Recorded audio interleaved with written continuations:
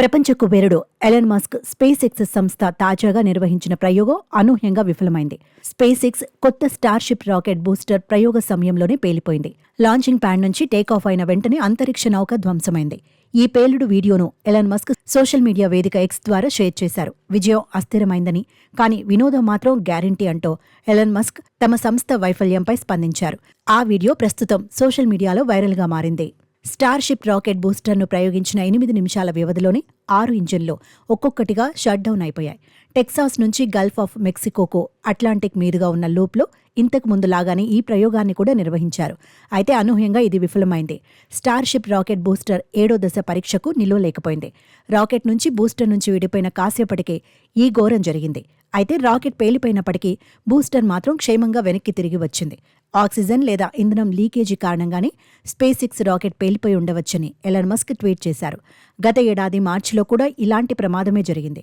తాము మొత్తం డేటాను పూర్తిగా విశ్లేషించాలని, ఏం జరిగిందో ఖచ్చితంగా గుర్తించడానికి కొంత సమయం పడుతుందని SpaceX communications manager Dan Hood పేర్కొన్నారు. అయితే ఆక్సిజన్ లేదా ఇంధనం లీకేజీ కారణంగానే స్పేస్ ఎక్స్ రాకెట్ పేలిపోయిందని ఎలాన్ మస్క్ ట్వీట్ చేశారు.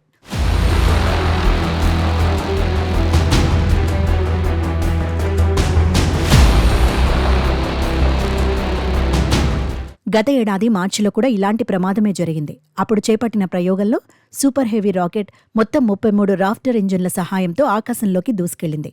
అయితే తొలి దశ తర్వాత రాకెట్ నుంచి సరెట్ కావాల్సిన బూస్టర్లు విడిపోలేదు.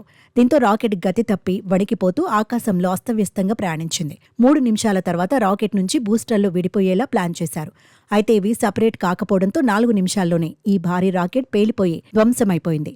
ఈ స్టార్షిప్ పేలుడు వల్ల మియామి ఎయిర్పోర్ట్లో 20 విమానాలు నిలిచిపోయాయి. అంతరిక్ష ప్రయాణాన్ని స్థిరంగా అందుబాటులోకి తీసుకురావడానికి స్పేస్ ఎక్స్ ఈ ప్రయోగాలు నిర్వహిస్తున్న సంగతి తెలిసిందే. కాగా అంతరిక్ష నౌక టెక్సాస్ నుండి గల్ఫ్ ఆఫ్ మెక్సికోకు ప్రపంచవ్యాప్తంగా దగ్గరగా ఉన్న లూప్లో మరుసటి పరీక్షా విమానాల మాదిరిగానే ప్రయోగాలు నిర్వహిస్తున్నారు.